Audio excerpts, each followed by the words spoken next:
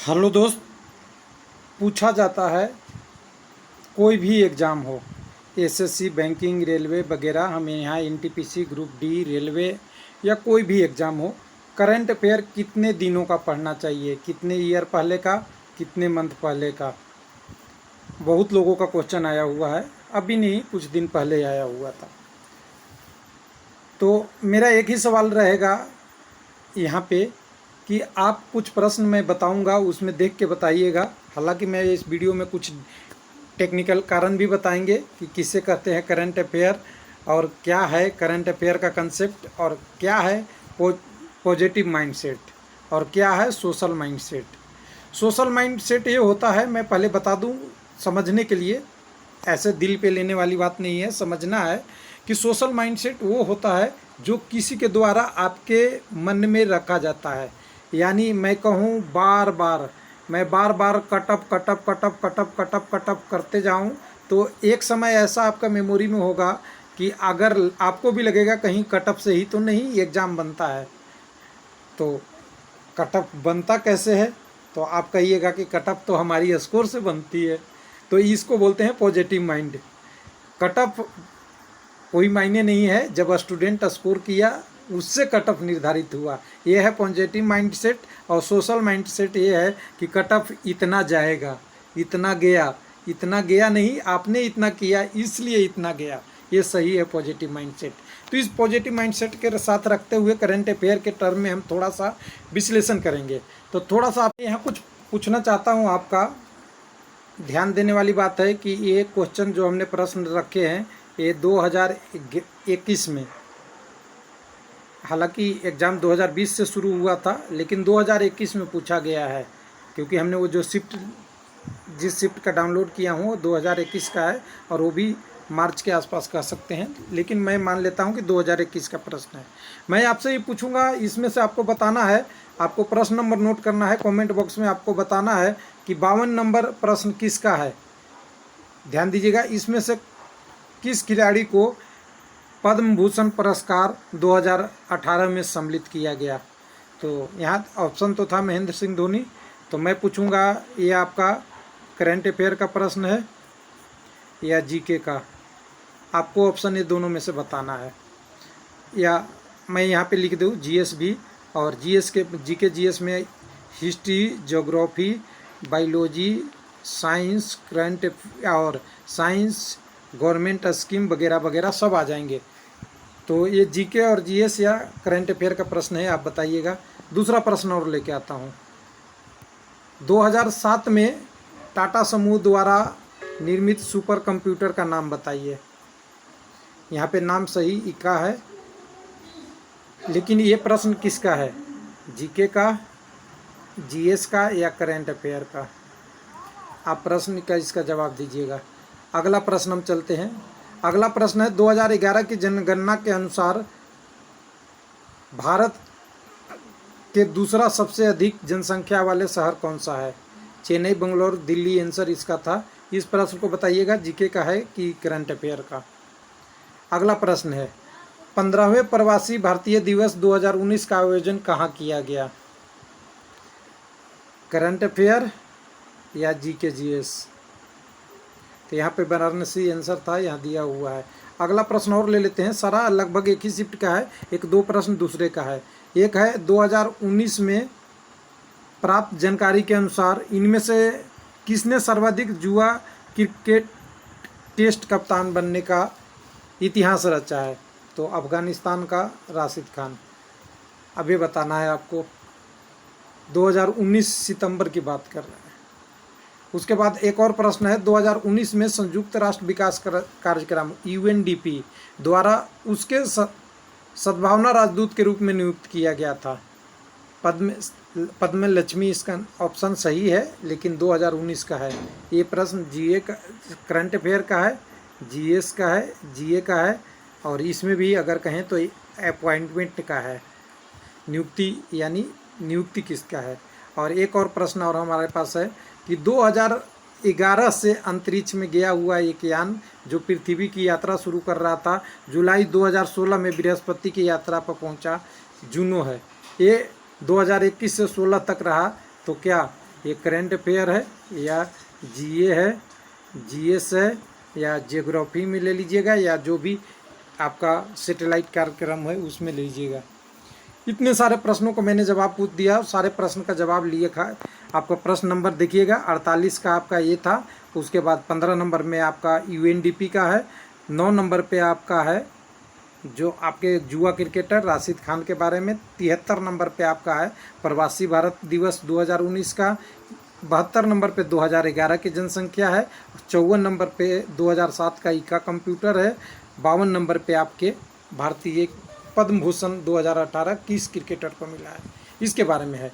अब आपका सवाल बहुत थोड़ा सा आप नज़दीक आ गए होंगे मेरे, जो मैंने पूछना चाह रहा होगा आपने एक भावना बना लिया होगा कि सोशल मीडिया में जो बताया गया है कि करंट अफेयर इतने महीने के पढ़ लेना है, कितने महीने का, तो अलग अलग विश्लेषक होते हैं, कोई तो बोलते हैं 6 मंथ का कर लो। तो अब तो रेलवे का एग्ज़ाम ही 6 मंथ चलने लगा है, 8 मंथ, तो अब 6 मंथ से तो ऊँट के मुंह में जीरा के बराबर है। तो अब 1 साल का कह दें तो 1 साल भी हम कहेंगे तो कोई दिक्कत नहीं है। कहिएगा कि 6 महीना एग्ज़ाम में और 6 महीना पहले की तैयारी, दोनों मिला के 1 साल निकल जाते हैं। तो इससे तो प्रश्न पहले का आ रहा है, अगर उसमें से हमने जितने भी बताए थे वो करंट अफेयर का एक भी क्वेश्चन हुआ तो वो तो 2 साल के ईयर में निकल गया, कोई 2018 कोई 2019 का प्रश्न है। तो आपका मन में आएगा कि 2 ईयर 1 ईयर 3 ईयर कुछ यूनिट नहीं है, पढ़ना आपको सब कुछ है, ये हकीकत है। इसको हम थोड़ा सा और डिफाइन करना चाहेंगे अपने टर्न में। तो हमारा डिफाइन करने का तरीका ये है कि 2021 में जो एग्ज़ाम हुआ, आप कह रहे हैं कि करंट अफेयर है, करंट अफेयर अगर कह रहे हैं तो जीके जीएस क्या है, तो अब दोनों के बीच में एक लाइन हमने खींच दिया है। इसलिए लाइन खींच दिया है कि जो करंट अफेयर में क्वेश्चन नहीं पूछा जाएगा वो जीके जीएस में पूछा जाएगा। कुछ समझ में आया होगा, चलिए थोड़ा सा और समझाऊंगा तो समझ में आएगा आपको। इस प्रश्न से करंट अफेयर और प्रीवियस टाइम के क्वेश्चन में अंतर क्या है। करंट अफेयर किसको हम डिफाइन करेंगे, करंट अफेयर ऐसा टॉपिक है जो वर्तमान में घटनाक्रम हुआ है, चाहे किसी भी फील्ड का हो। और प्रीवियस टाइम क्या है, जो पीछे की घटना है। लेकिन पीछे की घटना क्या हो सकती है, grand slam, world cup, Asian game, national game, कोई अवार्ड, कोई रैंकिंग, कोई अपॉइंटमेंट, साइंस रिसर्च, मिनिस्ट्रियल का पोस्ट बदलाव हुआ तब भी, चेयरमैन, मुख्यमंत्री, सीईओ, ब्रांड एम्बेसडर वगैरह वगैरह वगैरह, ये सब क्या है प्रीवियस टाइम का होगा। तो मैं कह दूं कि ग्रैंड स्लैम साल में 1 बार होती है, वो भी 4 अलग अलग होती है। वर्ल्ड कप 4 सालों में होती है। एशियन गेम 2-3-4 साल जो भी होती होगी। नेशनल गेम अवार्ड एक साल का भी हो सकता है, 2 साल का भी हो सकता है, अलग अलग टाइम है। यानी मैं यहाँ पे कहूँ कि करंट अफेयर में जो आपका प्रश्न है, अगर पिछला वर्ल्ड कप आपकी जब भी हुई है, अभी T20 वर्ल्ड कप आपका 2021 में है, तो मान लीजिए पिछला आपका 2017 में हुआ होगा। मैं डेट नहीं बता रहा हूँ, समझाने की कोशिश कर रहा हूँ, ध्यान दीजिएगा, मैं डेट याद करके इसमें नहीं बोल रहा हूँ। तो यहाँ पे अगर यहाँ से यहाँ तक तो 2017 का अगर आपसे पूछ दिया जाए कि 2017 का T20 विजेता कौन है, तो आप किसी का तो नाम लेंगे जो होगा, आपको मन में आएगा इंग्लैंड या न्यूजीलैंड, दोनों में से एक हो सकते हैं। तो इंग्लैंड भी का है लेकिन न्यूजीलैंड के साथ हुआ था। तो 2017 का अगर पूछ दिया आपसे तो ये क्या कहिएगा, करंट अफेयर का क्वेश्चन है या जीके जीएस का। तो एक दिमाग में आएगा कि करंट अफेयर तब तक वैलिड है जब तक उसका न्यू एडिशन नहीं आ जाता। तो ये भी एक सस्पेंस पैदा करता है कि जब 4 साल में होगा पिछला विश्व कप तो उस करंट में जाएगा या नहीं जाएगा। तो मैं सीधा सा एक बार बात बता दूं, सभी चीज़ों में ऐसे ही अलग अलग ब्रांड एम्बेसडर जब तक नियुक्ति है तब तक चलता है, चेयरमैन में भी ऐसे ही चलता है। और दूसरी चीज़ों में एक बार और समझाने की कोशिश करूं कि अगर चेयरमैन मान लिए कि 2010 में किसी की नियुक्ति हुई थी, मैं मान लेता हूं किसी भी कंपनी का हो सकता है माइक्रोसॉफ्ट का हो, लेकिन माइक्रोसॉफ्ट के चेयरमैन चर्चा में इसलिए हैं कि इनकी कंपनी प्रॉफिट में चल रही है, कोई नया प्रोडक्ट लॉन्च हुआ है जो हाईलाइटेड है, तो क्या इनका नाम नहीं पूछा जाएगा।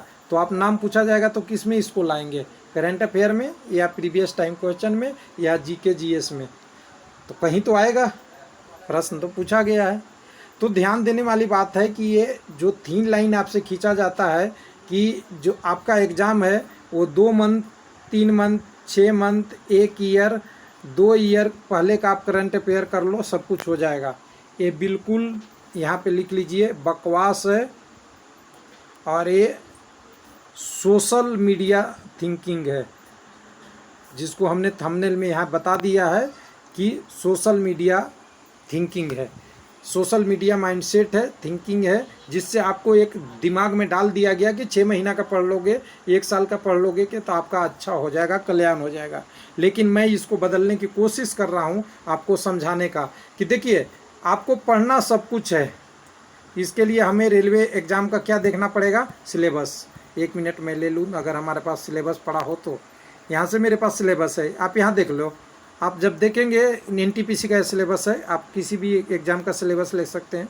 जनरल अवेयर्स में ही करंट अफेयर का टॉपिक है, अगर वो पूछ लिया तो करंट अफेयर में, और नहीं पूछा तो जीके, जीएस या पॉलिटी, ज्योग्राफी, हिस्ट्री, किसी का भी प्रश्न हो सकता है। रेलवे ये नहीं कह रहा है कि आपको ये नहीं पढ़ना है, ऐसा तो नहीं कहता ना कि 18 महीने का जो आपका करंट अफेयर है तो 18 महीने का करंट अफेयर पढ़ लीजिए और उसके पीछे के 5 साल का हम क्वेश्चन नहीं पूछेंगे।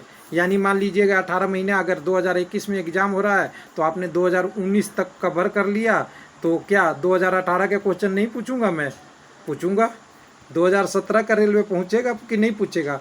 2016 का पूछेगा या नहीं पूछेगा? 2015 का प्रश्न पूछेगा या नहीं पूछेगा? तो आप कहिएगा कि पूछता तो है। तो ध्यान देने वाली बात है कि जो करंट अफेयर में कवर हो गया, करंट अफेयर में कवर हो गया, नहीं कवर हुआ तो जीके जीएस में कवर हो गया। इसलिए आपको घबराने की ज़रूरत नहीं है। आप पॉजिटिव माइंडसेट में आइए। पॉजिटिव माइंडसेट एक सिंपल सिखाता है कि आपको पढ़ना सब कुछ है। क्या करना है? पढ़ना सब कुछ है। ये करंट अफेयर है तभी पढ़ना है, जीएस है, जीके है तभी पढ़ना है।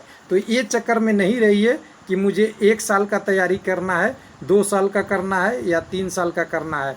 1 साल का करिए और अच्छी बात है, 2 साल करिए और अच्छी बात है, 3 साल करेंगे तो बहुत अच्छी बात है, 4 साल करेंगे तो एक्सीलेंट है, और 5 साल करेंगे तो आउटस्टैंडिंग है।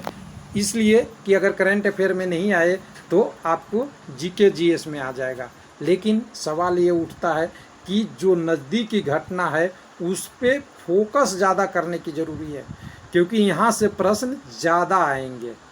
समझ गए होंगे? बस यही है करंट अफेयर का टॉपिक।